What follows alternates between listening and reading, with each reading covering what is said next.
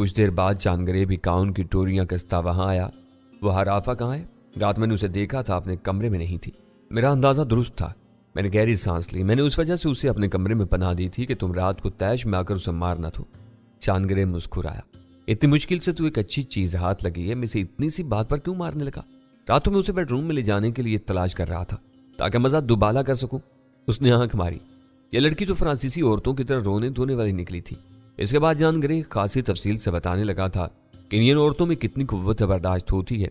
मैंने उसे टोक दिया। खुदा के लिए हमारे यहाँ पहले ही इस मौजू पर खासा मवाद मौजूद है। ये बताओ कि क्या तुम इसे सजा नहीं दोगे? सजा तो मैं उसे दूंगा, चांदगरे पुरख्याल लहजे में बोला। वैसे तुम क्या चाहते हो? मैं भला क्या चाहने लगा, तुम्हारी मर्जी है। उसे मुआफी पर आमादा पाकर मैंने दामन बचा लिया। चांदगरे मुस्कुराया। वैसे मैंने तुम्हें इसे दबोच कर बालकोनी की तरफ ले जाते देखा था और रात भी वो तुम्हारे कमरे में रही थी। अगर तुम्हें ज्यादा, मैंने बताया ना, सिर्फ इस वजह से उसे अपने कमरे में बर्दाश्त किया था, इसे तुम्हारी तरफ से खतरा था। चांदगरे शरारत से हंसा। अच्छा ऐसा है तो ऐसा ही सही। मैं भन्ना गया था। सुनो, तुम मेरे वालिद साहब नहीं हो, खुदा न खास्ता जो मैं तुम्हारे सामने अपनी सफाई पेश करूं, और ना तुम मेरे निगरान हो। ओके गुस्सा मत करो, मैंने कब तुम पर शक किया है मेरे फरिश्ते? उसने तंज किया। वो कुतिया क्या कर रही है? अब तक तुम्हारे कमरे में पड़ी है, नाश्ता बना रही और शायद डर के मारे मरी जा रही है। मैं उसे माफ कर दूंगा, लेकिन उसे डरा कर जुबान दराज औरतें मुझे अच्छी नहीं लगती हैं। जुबान दराज औरतें किसी को भी अच्छी नहीं लगती हैं, लेकिन इसका क्या किया जाए कि तकदीर इन्हें मुंह में जुबान देकर पैदा करती है। मैंने ठंडी सांस लेकर कहा था। सुमित्रा ने नाश्ता बनाया। इसकी हालत सुबह की निस्बत बेहतर थी, जैसे उसने खुद को हालात का सामना करने के लिए तैयार कर लिया था। मैंने आंखों में उसे तसल्ली दी। चांदगरे अलबत्ता बेहद संजीदा था। नाश्ते के बाद वो तैयार होने चला गया। उसके जाते ही सुमित्रा लपक कर आई। मूड कैसा है साहब का? अभी कुछ कह नहीं सकता, देखो, लेकिन उम्मीद भी रखो, हो सकता है उसके दिल में रहम आ जाए। उसकी आंखें बुझ गई थी। नहीं साहब, मुझे बदतरीन सजा के लिए तैयार रहना चाहिए। ये साहब लोग कहाँ किसी को मुआफ करते हैं। मैंने आवाज निकाले बगैर उसे बताने की कोशिश की कि साहब ने उसे मुआफ कर दिया है। उसके तासरात से लग रहा था कि वो बात समझ गई है। मैं अपने कमरे में आकर तैयार हुआ। चांदगरे मुझसे पहले रवाना हो जाता था। इसके जाने के बाद मैं अपार्टमेंट से निकला। हस्बे मामूल अब्दुल कयूम रास्ते में मिल गया। उसने पार्किंग में आकर मुझे बताया, आज सामान मिल जाएगा, मुझे घर के सौदे में छुपा कर ले आऊंगा। इसका इशारा बम्मों की तरफ था। मुझे कल बड़ा भाई मिला था। उसने मुझे तफसील से समझा दिया कि हमें क्या करना है। अब्दुल कयूम, ये बताओ कि गोताखोरी का सामान कहाँ से लाओगे? वो लाने की क्या जरूरत है, मेरा साहब तैराकी का शौकीन है, इसके पास सब है, कई ऑक्सीजन सिलेंडर और सूट है। पर एक मसला है, अपने फ्लोर के मुहाफिज के इल्म में लाए बगैर मैं इसे मतलूबा जगह कैसे पहुंचाऊं? सिर्फ छठे फ्लोर के गार्ड को हटाने से मसला हल हो जाएगा। हाँ, क्योंकि मुझे चट्टान के ऊपरी रास्ते से जाना है। इस रास्ते पर वाहिद मुहाफिज होता है। मुमकिन है मुझे उसको हलाक करना पड़े। मेरा ख्याल है उसकी जरूरत नहीं पड़ेगी। मैंने सोचते हुए कहा, यह बताओ कि इस मुहाफिज को कितनी देर के लिए हटाना पड़ेगा? सिर्फ चंद मिनट के लिए, क्योंकि मैं उसे सामान नहीं दिखाना चाहता, वरना उसके सामने बेशुमार बार ऊपर जा चुका हूं। बहाना यही होता है कि नींद नहीं आ रही है, इसलिए खुली फिजा में टहलने जा रहा हूं। तुम फिक्र ना करो, मैं मुहाफिज को वहां से हटाने का बंदोबस्त कर दूंगा। लेकिन उसने वापसी में तुम्हें देख लिया तो शक नहीं करेगा? नहीं, क्योंकि आते वक्त मैं खाली हाथ हूंगा, बल्कि वो मेरी रिपोर्ट ही नहीं करेगा, क्योंकि मेरे जाते वक्त वो मुझे चेक नहीं करेगा। इसे कितने बजे हटाना होगा? मैंने पूछा। 12 बजे। मैं इस वक्त निकल कर उसे चेक करूंगा। अगर वो मौजूद ना हुआ तो सामान ले जाऊंगा। बस वो 12 बजे अपनी जगह पर नहीं होगा, मैंने फैसला कुन लहजे में कहा। और कोई बात कहनी है? नहीं। अब्दुल कयूम अपनी साइकिल पर बैठकर रुखसत हो गया और मैं वापस अपार्टमेंट में लौट आया। बेल बजाने पर सुमित्रा ने दरवाजा खोला और मैं उसके मुंह पर हाथ रखता अंदर घुस गया। उसे बालकोनी तक लाया। वक्त कम है, मुझे वापस जाना है। पहली बात तो यह है कि मैंने झूठ बोलकर तुम्हारी जान बचा ली है कि रात तुम नशे में थी। अब वादे के मुताबिक तुम्हें मेरा काम करना है। साहब तुम हुक्म करो, मैं हर काम के लिए तैयार हूं। उसके लहजे की शौकी बता रही थी कि वो किस तरह के काम के लिए तैयार है। बहरहाल मैंने भी उसकी गलतफहमी दूर करने की कोशिश नहीं की। आज रात तुम मेरे कमरे में रहोगी, मैंने कहा। मैं जानगरे को भी कह दूंगा। वो खिल गई थी। ऐसा हुक्म साहब, उसने इस अंदाज में कहा जैसे बोल रही हो मैं पहले ही समझ गई थी, और ये बात पहले से बोलने की जरूरत नहीं है। जब मैं वापस आकर तुम्हें अपने कमरे में ले जाने की बात करूं तो बिल्कुल अनजान बनकर आना। आप फिक्र न करें साहब, मेरी अदाकारी देखना, वो लहक कर बोली। मुझे खदशा था वो अपनी किसी हमाकत से जानगरे को शक में मुब्तला न कर दे, मगर फिलहाल मेरे पास इसके सिवा और कोई रास्ता नहीं था। मैं नीचे आया तो मुझे ले जाने वाला निगरान बेजार बैठा था। मैं घंटे से तुम्हारा इंतजार कर रहा हूं। तो लाड साहब ना करते, मैंने गुर्रा कर कहा। क्या मैंने तुम्हें इस काम के लिए कहा था? अब चलो, मुझे पहले ही देर हो रही है। वो खून के घूंट पीकर बोला, तुमने कहीं नहीं जाना, मुझे पता है तुम सारा दिन मेरे पेरोल पर होते हो और तुम मुझे छोड़कर सारा दिन के लिए गायब हो जाते हो। मैं तुम्हारी शिकायत करूंगा। सॉरी जनाब, मैं अब हर वक्त ड्यूटी पर रहा करूंगा। उसने खून के मजीद घूंट पीकर कहा। दोपहर के वक्त जब मैं और ज्यूरियल लंच के लिए निकले तो वहीं था। मैंने कमाल फराग दिली से उसे छुट्टी दे दी। जाओ लंच करके आ जाओ। मैं ज्यूरियल से बात करने का मौका कैसे गवा सकता था। मैंने उसे बताया कि बगावत करने वालों तक उसका नाम पहुंचा दिया गया था और जिस रोज मुसल्ला कार्रवाई होगी उसे भी असलहा दे दिया जाएगा। इस दौरान वो अपने इर्द गिर्द मौजूद अफराद को एहतियात से जांचे कि जरूरत पड़ने पर इनमें से कौन कौन बगावत में हिस्सा लेगा। यूरियल ने कहा, तुम इसकी फिक्र मत करो ब्रादर, इनमें हर एक हिस्सा लेगा, जो पीछे हटा उसे मैं खुद गोली मार दूंगा। यही रवैया मुनासिब रहेगा, वरना मुमकिन है यही लोग हमें मरवा दें। अमली तौर पर हिस्सा लेने वाले बेशक कम हों, मगर बगावत का तासुर इतना भरपूर होना चाहिए कि जजीरे के गार्ड्स बौखला कर हथियार डाल दें। मैं सारा दिन बेचैनी से वापसी के वक्त का इंतजार करता रहा। जानगरे ने पहले ही कह दिया था कि वो घर जाने की जहमत नहीं करेगा, दफ्तर से क्लब चला जाएगा और मुकाबले देख कर वापस आएगा। लीजा उसके साथ चली गई थी। मुमकिन था आज उसे कोई नई हसीना मिल जाती, क्योंकि लीजा ने उसे मुतासर नहीं किया था। एक खतरा था कि उसे कोई लड़की ना मिलती तो वो जल्दी घर आ जाता सुमित्रा के चक्कर में, और मैं नहीं चाहता था कि सुमित्रा आज रात उसके पास रहे। 6 बजते ही मैं जिम्नाजियम से निकल गया था। ड्राइवर नुमा निगरान ने मुझे लाज की पार्किंग में छोड़ा। मैं ऊपर जाते हुए सोच रहा था कि अब्दुल कयूम बम किस तरह अंदर लाएगा, जबकि दाखिली दरवाजे पर बम का सुराग लगाने वाला आला लगा था। यकीनन उसके दिमाग में इसका कोई ना कोई हल होगा। मैं अपार्टमेंट में दाखिल हुआ तो सुमित्रा बंद संवर कर मेरे इस्तकबाल के लिए तैयार थी। उसने साड़ी पहन रखी थी और बालों में फूलों की लड़ियां बांध रखी थी। मैंने शुक्र अदा किया कि जान गरे मुझसे पहले नहीं आ गया, वरना वो क्लब और अरीना के मुकाबले वगैरह सब भूल जाता। ये इतनी तैयारी किस खुशी में, मैंने पूछा। बस ऐसे ही, वो पास आकर शोखी से बोली। उसने कोई अच्छा सा परफ्यूम भी लगा रखा था। ओके, मेरे लिए चाय बना कर ले आओ। मैं अपने कमरे की तरफ जाते हुए बोला तो वो बूझ सी गई। उसका ख्याल था कि मैं उसके साथ कुछ छेड़छाड़ करूंगा। वो किचन की तरफ चली गई। मैं नहाया धोया, कपड़े बदले और बाहर आया तो उसने चाय माल और आजमात के तैयार कर रखी थी। बालकोनी में ले आओ। मैं उसे हदायत देकर बालकोनी में चला आया। मगरबी चट्टानों के पार खुले समंदर में सूरज का शफक रंग कोला डूब रहा था। सुमित्रा मेरे लिए चाय ले आई। मैंने आपके लिए पकौड़े और चटनी बनाई है। उसने प्लेट आगे की। ये किया है ना तुमने काम। मैंने खुश होकर प्लेट ले ली। साहब, क्या मैं आपको अच्छी नहीं लगी? क्यों नहीं, तुम बहुत अच्छी हो, मैंने पकौड़ों से इंसाफ करते हुए कहा। कितने अरसे बाद अपने इलाके की कोई चीज खाने को मिली थी, वरना फीके मीठे खाने खाकर जुबान अपने खानों का जायका भूलती जा रही थी। पकौड़े थे भी मजे के। मैंने तारीफ की तो वो खिल गई। फिर जरा नाज से बोली, साहब अभी कैसी लग रही हूं? अच्छी लग रही हो, मैंने बेध्यानी से कहा तो वो तब कर चली गई। कुछ देर बाद बर्तन उठाने आई तो मैंने कहा, सुनो, ये लिबास बदल लो और जरा बेहाल सा हुलिया बना लो। ऐसा ना हो कि जानगरे आ जाए और तुम पर फरिश्ता हो जाए, मैं मुंह देखता रह जाऊं। अच्छा, वो फिर से खिल गई थी। इसलिए मेरा बनना संवरना अच्छा नहीं लग रहा था। मैं चाहता हूं आज रात तुम मेरे पास रहो, मैंने संजीदगी से कहा था तो वो शर्मा कर वहां से चली गई। अहमक औरत ना जाने क्या समझ रही थी। बहरहाल जो भी समझ रही थी, मुझे क्या। खैरियत गुजरी कि जानगरे नहीं आया था। रात के खाने के बाद मैंने सुमित्रा से कहा, कामों से निमट कर मेरे कमरे में आ जाओ। लेकिन कमरे के बजाय मैं बालकोनी की तरफ चला गया। सुमित्रा को जो समझाना था वो कमरे में मुमकिन नहीं था। वो कुछ देर बाद आई, साहब कमरे में नहीं चलना? उसके लहजे में सवाल था। सुमित्रा, मेरी बात गौर से सुनो। मुझे तुमसे जो काम लेना है वो कमरे का नहीं है बल्कि बाहर का है। मैं समझी नहीं साहब, उसने उलझ कर कहा। मैंने उसके कान में सरगोशियों से बताया कि उसे क्या करना है। वो डर गई। लेकिन क्यों साहब, आप ऐसा क्यों करना चाहते हो? सुमित्रा, मैंने जानगरे से तुम्हें बचाया है। अगर तुम समझती हो कि मैंने तुम्हारे लिए अच्छा काम किया है तो मेरे काम आओ, और अगर तुम नहीं करना चाहती तो इनकार कर दो, मगर कुछ सवाल मत करो। साहब, वो मान जाएगा। सुमित्रा, तुम्हारे हुस्न में वो कुव्वत है कि कोई भी खींचा चलाएगा। तुम पर तो असर नहीं हुआ साहब। वो उदास हो गई थी। ऐसी बात नहीं है सुमित्रा, अच्छी चीज तो सबको अच्छी लगती है। अगर मैं कहूं कि तुम्हारे हुस्न ने मुझे मुतासिर नहीं किया है तो ये झूठ होगा। मगर बात इतनी सी है कि मैं जिस्म का पुजारी नहीं हूं। अगर मुझे फूल अच्छा लगेगा तो मैं उसे टहनी से नोचने के बजाय उसे देखकर और उसकी खुशबू महसूस करके खुश होऊंगा। वो चंद लम्हे मुझे देखती रही। साहब, अगर दुनिया के आधे इंसान भी ऐसी सोच रख लें तो कोई सुमित्रा इस गंदगी में ना पड़े, अपने घर में खुश रहे। तुम शादीशुदा हो? उसने सर हिलाया। मेरे 2 बच्चे भी थे जब मुझे अगवा किया गया। अगवा करने वाले मेरे शौहर के दोस्त थे। पहले उन्होंने पैसा दिखाकर मुझे राम करने की कोशिश की, फिर जब मैंने इनकार किया तो मुझे उठा लिया। 1 महीना अपने पास रखा। जब इन दो राक्षसों का दिल भर गया तो मुझे पेशा करने वालों के हाथ भेज दिया।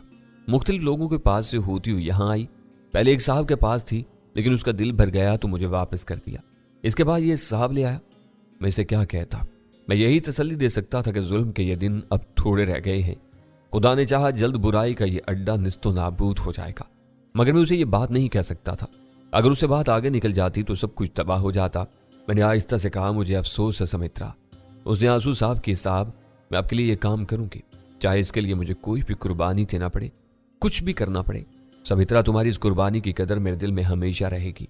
मैं नरमी से कहा, अब जाकर कोई नाइटी टाइप का लिबास पहन कर आ जाओ। वो अपने कमरे की तरफ चली गई थी। इस वक्त 10 बज रहे थे और 2 घंटे बाकी थे। मैं जानगरे के बारे में फिक्रमंद था कि वो वक्त से पहले आए या 12 बजे के बाद आए। ऐन वक्त पर आ गया तो मसला होगा। वो शक कर सकता था। सुमित्रा लिबास बदल कर आ गई थी। उसने ऐसी नाइटी पहनी थी जिसमें उसका जिस्म छलक रहा था। मैंने उससे नजरें चुराते हुए पूछा, सुमित्रा क्या तुम्हारा दिल नहीं चाहता कि अपने घर वाले या बच्चों के पास वापस जाओ? क्यों नहीं चाहता? वो तड़प कर बोली, 1 साल से ज्यादा हो गया है, इनकी सूरतों को देखे।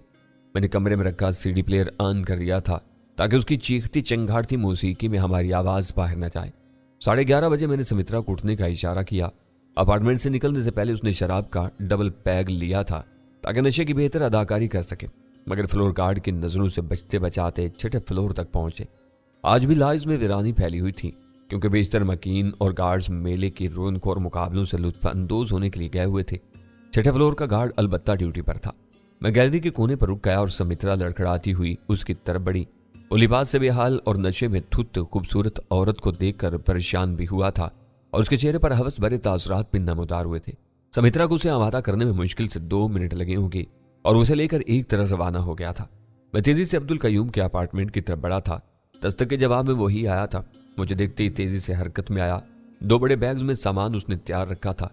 एक बैग मुझे दिया और दूसरा खुद ले लिया। हम तकरीबन भागते हुए सीढ़ियां चढ़कर चट्टान के ऊपरी हिस्से तक जा पहुंचे थे। ये जगह सतह समंदर से कोई 150 फुट ऊंची थी। इस तरफ अब्दुल कयूम ने नशीब की तरफ जाते रास्ते की तरफ इशारा किया। चट्टान की उतराई मुश्किल और खतरनाक थी। पांव की जरा सी लग्जिश हमें बराह रास्त नीचे पहुंचा सकती थी। कांपते हुए नीचे पहुंचे। चट्टान एक बार फिर पानी तक आई थी। असल में इसके 2 तरफ पानी था। सामने वाले हिस्से में बंदरगाह थी और इस तरफ साहिल था। अब्दुल कयूम ने दोनों बैग चट्टानों के दरमियान में छुपा दिए। मेरी जगह को जहन नशीन कर लिया था। अब्दुल कयूम इस तरफ से बंदरगाह की जानिब कैसे जाएंगे? रास्ता है बरादर, उसने जवाब दिया। अब वापस चलो, पहले तुम जाना, मैं बाद में आऊंगा। वैसे तुमने गार्ड को किस तरह हटाया? मैं सारी उम्र इस बात पर शर्मिंदा रहूंगा, मैंने सर झुकाकर कहा। इसे सुमित्रा के बारे में बताया। अब्दुल कयूम मुतासिर हुआ था। इस लड़की की कुर्बानी रायगाह नहीं जाएगी इंशाअल्लाह, मैंने चट्टान पर चढ़ते हुए कहा। ऊपर आते ही मैंने सीढ़ियों का रुख किया था। गार्ड अभी तक गायब था। वो सुमित्रा को न जाने कहां ले गया था। मैं इसके लिए कुछ नहीं कर सकता था, इसलिए वापस अपार्टमेंट की तरफ आ गया था। जैसे ही मैं अंदर आया मुझे एहसास हुआ कि चांदगरे आ गया है। इसके कमरे में रोशनी थी। मेरे कमरे का सीडी प्लेयर बदस्तूर चल रहा था। मुझे अपनी गलती का एहसास हुआ। हम दरवाजा खुला ही छोड़ गए थे और चांदगरे ने भी उसे अंदर से बंद नहीं किया था। तो क्या उसे पता चल गया था कि हम अपने कमरे में नहीं हैं? मैं दबे कदम अपने कमरे में आ गया, सीडी प्लेयर बंद किया। अब मुझे सुमित्रा का इंतजार था। मेरा अंदाजा था कि वो 1 घंटे में आ जाएगी, क्योंकि गार्ड ज्यादा देर अपनी ड्यूटी से दूर नहीं रह सकता था। मगर 1 बज गया और वो नहीं आई। मैं फिक्र के आलम में टहलता रहा। चांदगरे आज भी किसी औरत के साथ आया था, क्योंकि अंदर से 1-2 बार किसी औरत के हंसने की आवाज आई थी। 2 बज गए और फिर 3 बज गए। जब मैं सुमित्रा की तलाश में जाने का इरादा कर रहा था तो दरवाजे पर दस्तक हुई और दरवाजा खुलते ही गिरने के अंदाज में वो अंदर आई थी।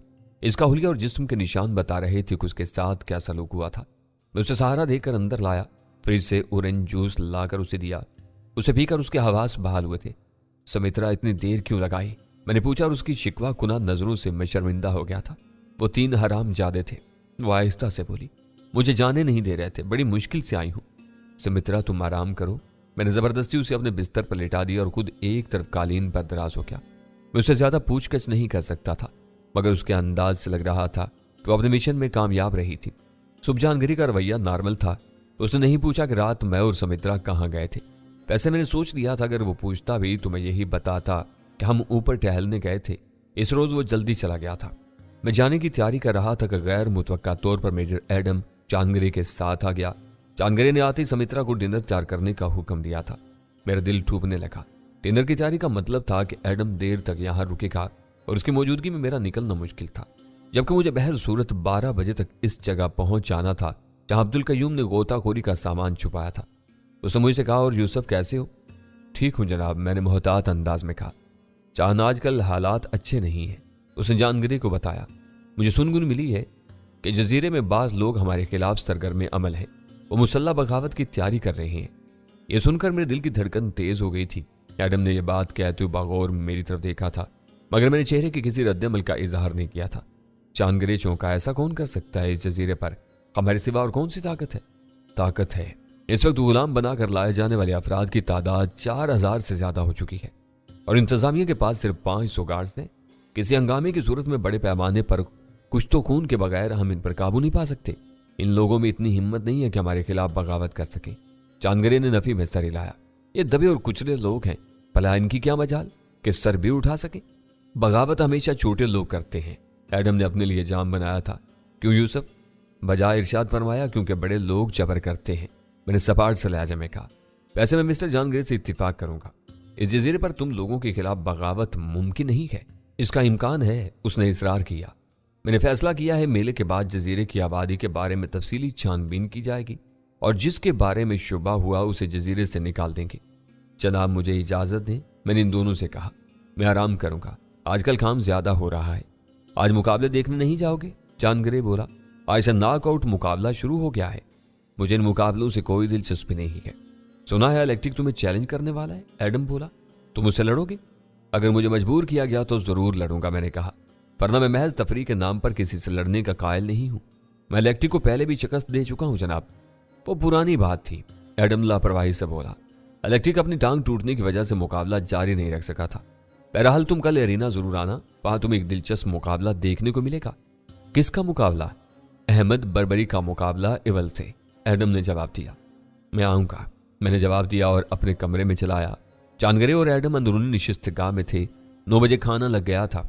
मैंने सुमित्रा से कहकर अपने लिए खाना कमरे में मंगवा लिया। मैंने हाथ रोककर खाया था। कुछ देर बाद मुझे एक अहम और पुरमुशक्कत मिशन पर जाना था। भरे पेट के साथ मसला हो सकता था। खाना खाकर मैं लेट गया और जहन में उबैद बिन सलाह की बताई हुई तफसीलात को ताज़ा करने लगा।